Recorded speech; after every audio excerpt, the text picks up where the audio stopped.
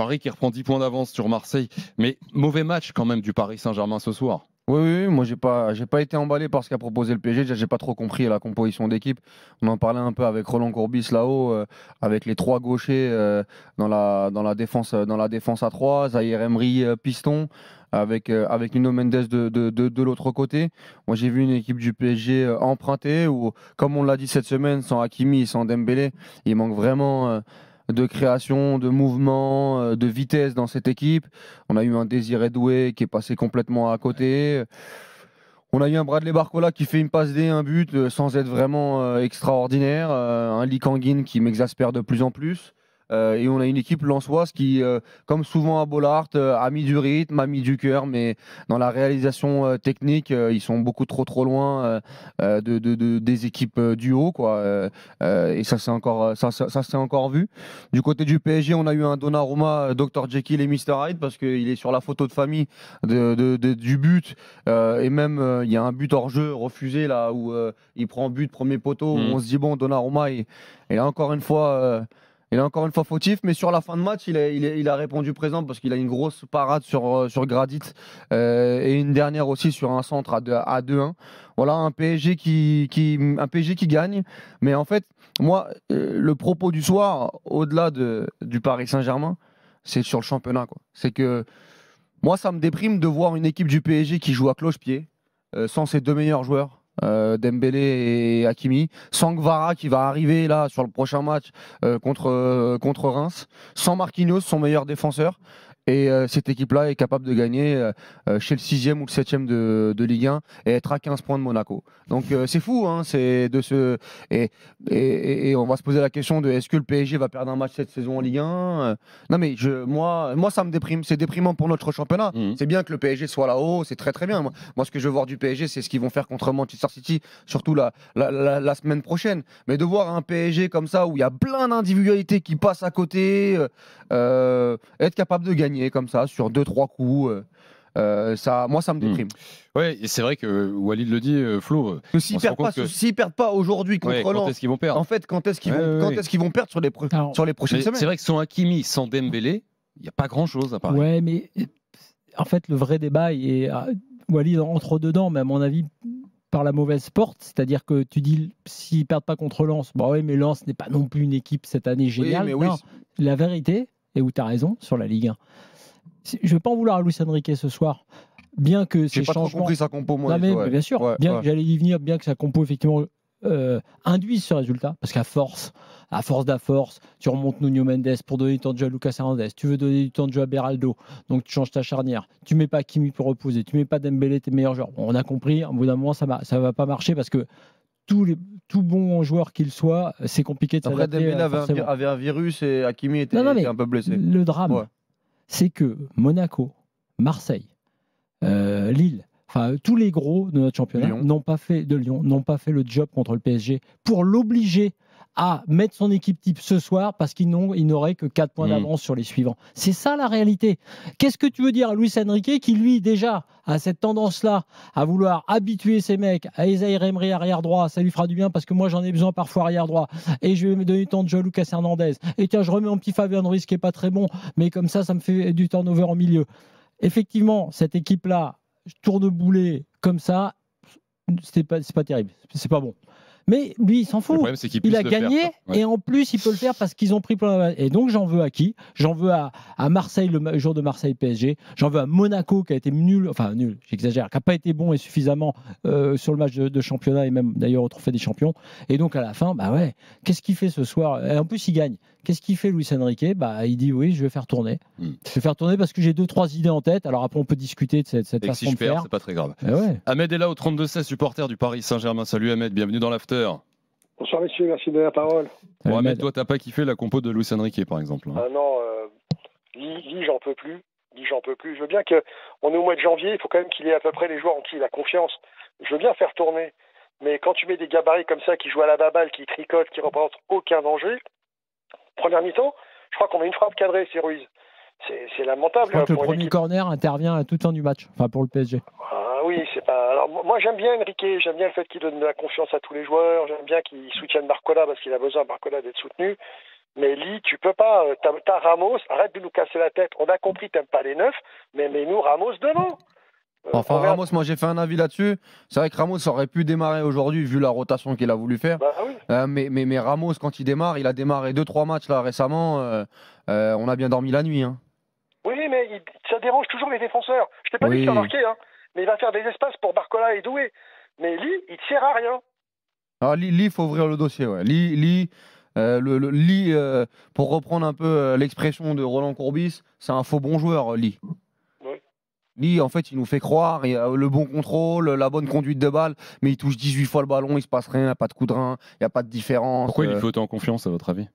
Parce que je pense que c'est un joueur de contrôle. C'est un joueur qui peut garder le ballon, qui techniquement, voilà, sur les transmissions, c'est plutôt propre. Mais le ballon. Mais en niveau percussion, on peut reprocher ce qu'on veut à Dembélé, son déchet, etc. Mais tu as besoin de ces joueurs-là qui rentrent dans la surface de réparation pour tout bousculer, pour tout secouer. Lee Kang-in, c'est pas le même joueur, quoi. C'est mignon, c'est léger, c'est le Kinder Maxi là, avec le petit lait, quoi.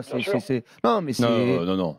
Kinder Maxi bien meilleur quand même. Non, mais quand je dis ça, c'est le goûter, à 16h de l'adolescent, quoi, ou de l'enfant. C'est sympa, c'est sympatoche. Kinder Country alors. C'est sympa, c'est sympatoche. Sympatoche, mais c'est pas ouf.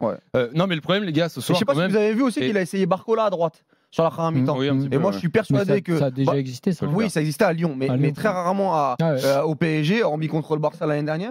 Et je suis persuadé qu'il prépare l'arrivée de Gvara pour faire basculer Dembélé en faux neuf et Barcola à droite. Et Barcola dans la rotation à gauche, de toute façon, après aussi. Les gars, aussi. Ce qui m'inquiète un peu quand même, c'est qu'aujourd'hui, Paris a gagné. 2-1 à Lens et on est là en train de pointer encore que des trucs qui ne vont pas. C'est quand même. C'est normal. Ouais, mais c'est normal. Il y a City qui arrive mercredi. À vous entendre tous, bon. Non, parce que c'est pas cette équipe. C'est un autre match. C'est pour ça que c'est Ahmed. Est-ce qu'il y a des choses, c'est Ahmed, mais est-ce qu'il y a des choses, je veux dire quand même, qui vous permettent d'être optimiste pour le match qui arrive là? Oui, parce que en fait, ce match-là ne te sert pas à grand-chose pour analyser l'avenue de Manchester City, puisque Ahmed disait, il devrait quand même avoir ses joueurs phares. Mais en fait, il les a, ces joueurs phares. Il sait bien. Hakimi va jouer, Beraldo va pas jouer, Marquinhos va revenir. Donc voilà, qu'est-ce qui est important? À la limite, pour lui ce soir, Barcola par exemple. Barcola qui fait une passe D, un but, sans être génial. Mais Barcola, il va falloir un peu de temps pour remonter sa pente actuelle. Donc, il a besoin, il travaille des sujets comme ça. Tu vois, en fait, c'est comme un gars qui a rénové sa maison et qui revient dans 2-3 pièces pour fignoler. Tu vois, il dit tiens, ça fait longtemps que je suis pas allé dans la cuisine d'été. Tu vois, je vais aller regarder la terrasse extérieure et la cuisine d'été. J'ai un peu de temps, je vais laisser parce que maintenant tout est fini. J'ai plus grand chose à faire dans les pièces principales. Et pour City, moi je suis pas d'accord avec vous. L'équipe qu'on a vue, type, on va dire, récemment, contre Monaco, les 2 matchs en championnat et en trophée, et contre Lyon. Cette équipe-là, on aime ou on n'aime pas, mais il y a du niveau différent de ce qu'on avait vu en début de saison. Il y a des certitudes, il y a des circuits de passe, il y a même un Doué qui s'est révélé un peu plus. Donc, en fait, lui a... Quoi qu'on en dise et quoi que disent les détracteurs de Luis Enrique, cette équipe-là a progressé avec les joueurs qu'il a, c'est-à-dire avec les limites que l'on connaît à cette équipe et ce problème du faux neuf. Mais non, donc pour revenir à ta question Thibaut, les certitudes, il les a. Je ne dis pas qu'il est sûr de gagner. Les certitudes sur l'équipe et la façon dont il veut qu'elle joue, et les joueurs, honnêtement, savent comment ils doivent jouer. Donc ça... Tous ceux qui détestent Luis Enrique vont dire à l'inverse, on dit oh non, on voit pas beaucoup de progrès. C'est faux. Cette équipe qu'on a vue en fin d'année 2024 avec cette séquence, tu sais, assez difficile où on avait dit attention, il y a Lens en Coupe de France, il y a Lyon, il y a Monaco et Monaco. Après aussi ils ont passé ça assez brillamment et avec un jeu plus alléchant qu'avant. Par contre, donc, le match de soir, entre Saint-Etienne, la dernière demi-heure qui est pas bonne du tout, le match en Coupe de France qui est pas bon du tout aussi, et ce soir, on peut se poser la question de la préparation de City, mais comme vient de le dire Flo, c'est sans les titulaires. C'est avec, encore une fois, un laboratoire géant qui est bousculé par Luis Enrique. Dans le laboratoire, je voudrais ajouter un truc parce qu'on a parlé de lui. Moi, Donnarumma, l'année prochaine, j'aimerais avoir un nouveau gardien. Je suis d'accord, 100%. T'as raison, ce match. En 2 buts, angle fermé. C'est intéressant d'analyser. Alors là, pour le coup, c'est intéressant négativement d'analyser ce match-là de Donnarumma. Parce que justement, sur ce match-là, et sur plein plein de matchs depuis le début de la saison, tu vois trop de choses qui ne vont pas. Et c'est vrai, on a eu spécialiste des gardiens là, qui est venu dans l'after récemment et qui a expliqué 2-3 choses par rapport à des histoires de placement. Moi, je pense que voilà, avant de dire ouais, mais il n'est pas bon là, il n'est pas bon là, ouais, c'est un gardien qui, si il est mal placé une fois sur 5, c'est pas possible. À ce niveau-là, c'est impossible. Et d'ailleurs, trop de défauts. On en a beaucoup parlé dans le podcast After PSG cette semaine. N'hésitez pas à aller cliquer si vous voulez encore du PSG. On a fait nos vœux pour le Paris Saint-Germain en 2025 avec Jimmy Brown, avec Arthur Perrault. On a beaucoup parlé de Barcola également. Si vous voulez encore du PSG, n'hésitez pas à aller cliquer. Faut surtout poser les stylos. Posons les stylos sur la prolongation de Donnarumma. Oui. Temporisons. On va réfléchir. Les stylos, encore. Et quitte à faire partir Donnarumma, tu peux faire partir aussi peut-être les autres et changer tout. Hein. Parce que moi, ce que j'ai vu de Safonov et Arnaud Tenas. Mercredi, PSG City en Ligue des Champions, journée exceptionnelle sur RMC. Toute la journée, bien évidemment. Et dès 18h, on sera en direct du Beloui's Bar, Gare du Nord, Rotten sans flamme. Un hommage à John Belushi, tu crois ? Ou Monica, je crois. Jusqu'à 1h30, libre antenne comprise, de Rotten sans flamme à la libre antenne, ce sera en public et ce sera exceptionnel. On vous attend nombreux. On pourrait voir Thibaut Diamant en vrai. C'est qui avec Nico Villas. Ouais, normalement il fait le déplacement. Tu vas faire le dégradé ou pas ? Je pense. On va faire propre et tout. Non, faut qu'il fasse propre. Merci Ahmed d'avoir été là. Très vite. Bonne soirée. Ça lui irait bien. Bonne soirée. Ciao. On va la faire. Celle de Ryan. Tiens, écoutons Will Steele, les gars, après ce match. Très déçu. Il a pointé en conférence de presse tout ce qui n'allait pas. Il était au micro de Jean Baumel. Je ne sais pas s'il y a urgence parce qu'il y a encore une moitié de saison à jouer, mais c'est sûr que tu as envie de battre les équipes qui sont au-dessus de toi et on n'est pas capable de le faire. Tu es en maîtrise sur quasi l'entièreté du match. Tu fais une erreur, ou faute ou pas, je sais pas, et puis tu fais une deuxième erreur. Sauf que quand l'adversaire fait des erreurs, nous on ne les tue pas, et eux ils nous tuent. Donc je crois que la différence elle est là. Il y a une question de qualité, il y a une question de réalisme, il y a une question de... Bon, on peut en discuter pendant des heures, mais c'est bien de parler, c'est bien de dire qu'il y a du potentiel, etc. Mais il y a un moment, il faut passer un palier, il faut passer un cap, il faut faire mal à une équipe quand tu es dominant, et on ne le fait pas assez. Lens 7ème, 27 points, qui s'incline pour la deuxième fois en 3 matchs. Je trouve que c'est bien résumé de la part de Will Steele. Moi, Will Steele, sincèrement, ce qu'il fait à Lens, c'est plutôt cohérent. Moi, je trouve que ces équipes ont souvent son équipe a souvent une vraie idée de jeu pour aller vers l'avant, pour se créer des occasions. Mais c'est très très bien résumé. Quand tu vois l'erreur de Malang Sarr sur le but de Fabian Ruiz, tu peux pas te faire avoir naïvement de cette manière. Quand tu vois le nombre d'occasions, de situations qui sont mal gérées de la part de Koyalipou, Mbala Zola, mais bon, Koyalipou, il y a 2 ans, il était à Avranches en prêt en national. Je le regardais contre le Red Star à Bauer. Oui, tu as un apprentissage quand tu es dans ce type de match. Et dans les 2 surfaces de réparation, c'est fatal pour Lens. Mais comme ça avait été fatal contre Marseille, je me rappelle sur la première mi-temps, et ça devient récurrent pour Lens. Mais Lens n'est pas invité à la table de ces équipes là-haut à cause de ça. Et puis il y a aussi autre chose. On a l'impression qu'après l'heure de jeu, ils étaient cramés physiquement. Souvent, alors qu'il n'y avait pas la Coupe de France. Mais globalement, parce que c'est aussi il y a un pressing qui est très énergivore sur la première mi-temps.